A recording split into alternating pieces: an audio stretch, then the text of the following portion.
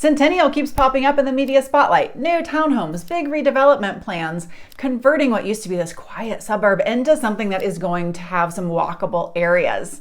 Maybe you've even seen these hotspot headlines, but the question is, does this even matter to you as a buyer or a seller, or is it all hype?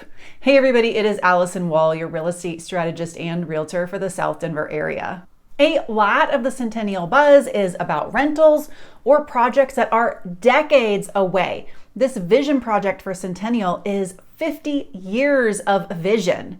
So let's talk about what really matters. Are there new builds in Centennial that buyers can focus on today? And yes, there are a few. So let's dive right in. The first one is from Toll Brothers. Toll is always a favorite because they deliver on style. This Heights, a DTC neighborhood, I have mentioned it in other videos, is single family homes, but they are 3-story tall, so they live a lot like a brownstone style, very urban. And if you go for the elite models, you get a 4th-story deck. So we are looking at finished prices in the 800s, in the 900s. This location is in some very dense commercial areas. There's a little bit of retail popping in. It has a lot of pluses. You are in the Cherry Creek High School feeder area. So if someone is wanting to get their kids into the Cherry Creek High School, into that district, it can be an expensive adventure. And to get in there under $1 million and to get new construction, because Cherry Creek is strict about how you get in, this is your in.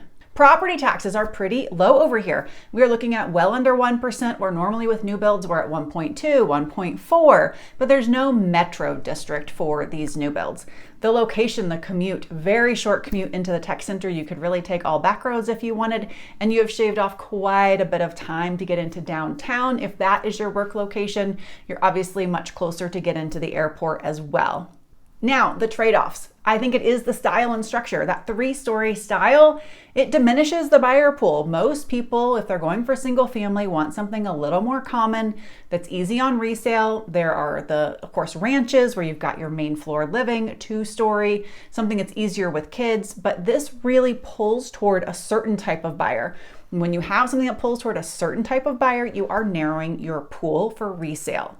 Now, having that rooftop deck is really enticing, but it will not overcome what that broader market really wants, which is often suburban living. There is not much in the way of trails around here. What you do get is being a little bit closer to commercial, to retail. You may have a little walkability. There is some tucked around in this area because it's not all office building commercial. There is a Walmart, there's some other shops and restaurants. But this is not an area where you just kind of pick up and wander off into some trees and open space.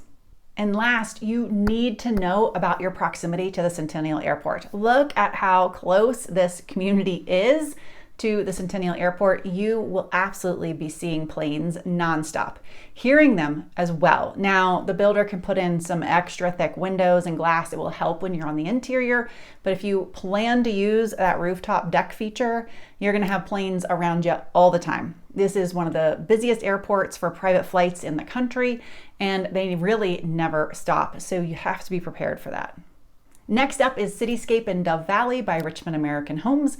It is nearby. It is a stone's throw to the north, also in a very close proximity to the Centennial Airport, and also 3-story models. Let's talk about these 3-story models for a second, actually, because we're gonna see them again in the next community we talk about.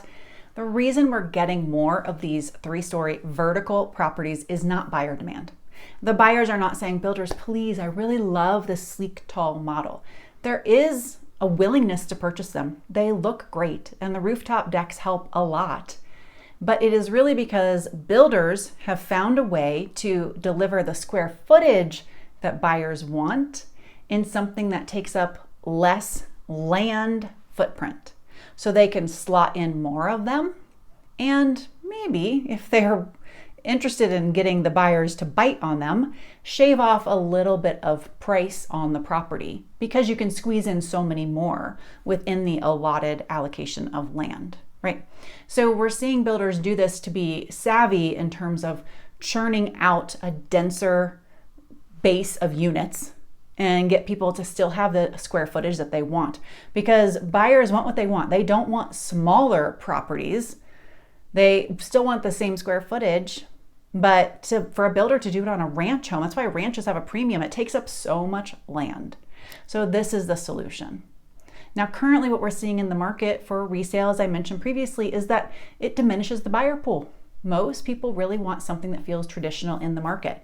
Maybe as more of these come on, we're going to see that ease up. But when I have clients selling them, when people in my office have clients selling them, we see very few showings. We see a challenge on turn time. And what does sell are the ones that are newly built from the builder. So those will sell, but the resale market is a challenge. So do keep that in mind. Now, with these Cityscape at Dove Valley from Richmond American Homes, they have something very unique about them. Richmond fought to get mixed use zoning. So you could actually have a home business without having to argue, fight, complain about having a business at your property. They have parking there. So if you want to run a small counseling business, if you want to be able to consult on accounting, if you want to run an in-home salon, do nails, all of that is okayed in this mixed use concept here. Like the previous ones we talked about, there are rooftop decks on these. The downsides include the proximity to the airport. It is so close. I mean, you're watching the planes come in, which can be fun. It's nice to host friends. Hey, let's watch the planes land. But if that's where you're living day in, day out, it could get a little old. Also, Richmond is only doing one floor plan all throughout. So every single one of these looks the same. So when you go to resell, you are not competing on a different floor plan, a different layout, a perk you have on the interior. It is all about how well you kept your house, how well designed it is, the view you have, which location you picked, all of those subtle nuances, because every single one is the same on the inside. All right, one more community where there is new construction in Centennial right now. This one is by Lennar. They have 3 different collections. So you can have attached homes, you can have freestanding 3-story options, and you can have single family. And this is over in the east side of Centennial. If you aren't familiar about how the east and the west are a little bit different, you can check out this video right here. This one sits along some really lovely open space, green space, there's trees, there's trails. So the back side is quite premium. To the front, just a few feet away, is Parker Road, very busy, very loud. So I wouldn't call this a quiet community, but if you get something that's along the back, it is going to be gorgeous out your back porch, back windows, all of that. And so with Lennar, what I am finding is their prices are really elevating for the level of finish that you get on the interior. You're still getting good footprint, you're still getting a good size home, but they've been trying to pick some pockets of land where some of the homes have it really nice. They're along a green belt, they have some open space behind them, they have something really nice. The other homes, not so much, but everybody gets some pretty similar pricing. But the interiors are actually, in my opinion, coming down in finish, while other builders seem to be coming up in comparison.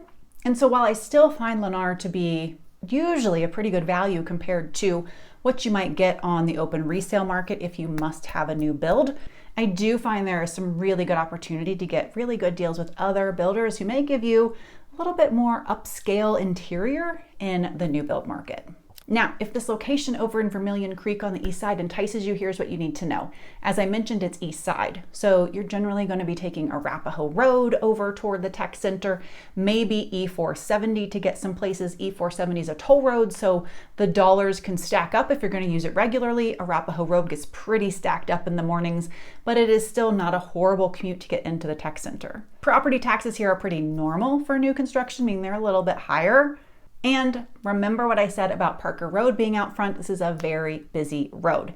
So you have to be okay with road noise, white hum, that constant sound. If you're someone who likes to sleep with windows open, you have to be okay with that too.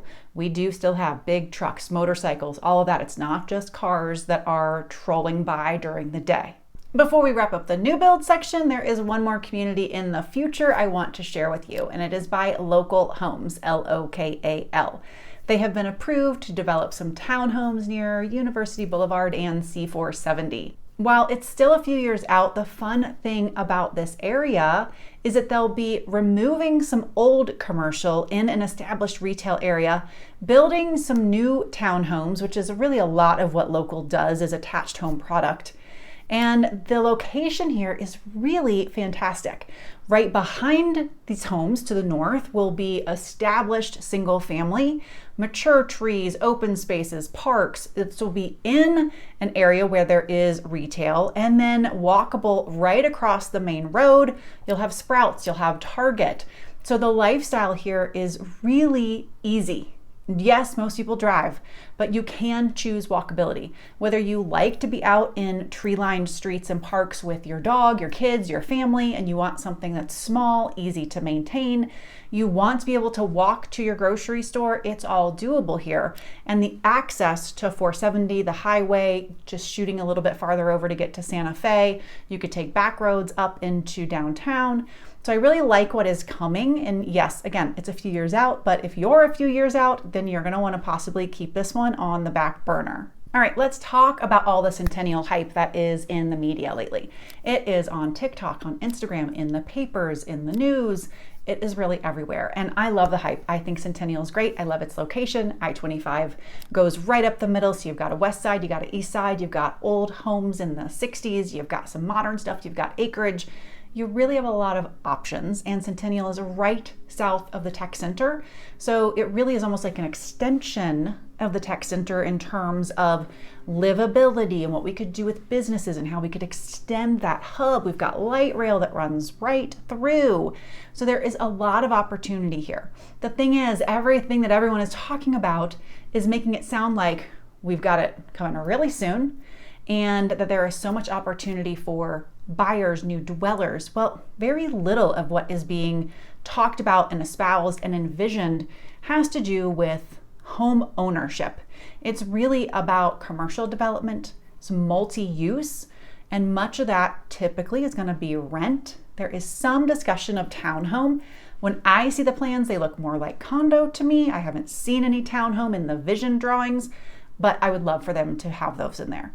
We are going to have some new park development. There are 2 districts in this plan. The one that's more to the south, that vision's already been in place since before COVID. That's nearly all rental development. It's near places like United Launch Alliance, IKEA. And so these are already seeing some influx of development down there.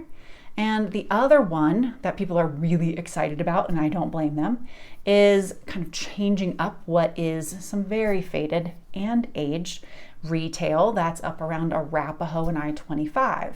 And that vision is beautiful, but I think a lot of it is going to be an extension of the office space and commercial that we have in Greenwood Village. The other question I have is, there are some office buildings that have been foreclosed on, taken back and purchased by the bank. They are refurbishing them, trying to get buyers. They're very empty. And so that timeline could really be elongated or completely restructured because of the lack of need for office space, unless we are pulling in big businesses, which we've been very good at in Colorado for a very long time, but we've seen that dwindle. And so it's a bigger vision, a bigger project than just Centennial saying this is how we want it to look within the next 5 decades. I care very much about what it means to you as buyers and sellers. So I want opportunity for home ownership. I want to see some affordable housing. I want to see condos. I want to see townhomes. I want to see views. I want to see green space. And I want my sellers in this area to know how it impacts your drivability, your commute, your conveniences, your surrounding home sale prices. We're way too far out to know that. So in many ways, this really is just a lot of hype.